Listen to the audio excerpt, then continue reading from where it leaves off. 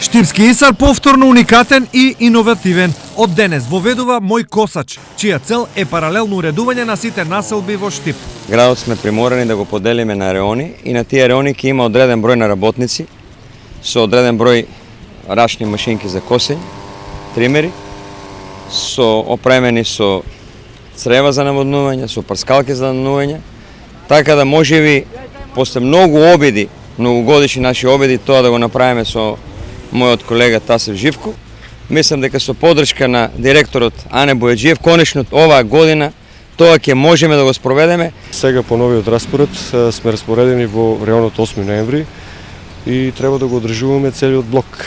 Најважно од се е што назначените косачи ќе бидат достапни на граѓаните.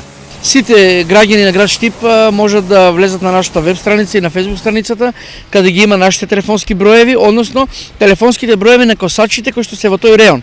Секаде каде што имаат потреба за јавни површини, може да се јават, да го потсетат, да му укажат, да кажат каде треба да се искоси, веднаш ќе пристапат косачите и ќе го решат тоа.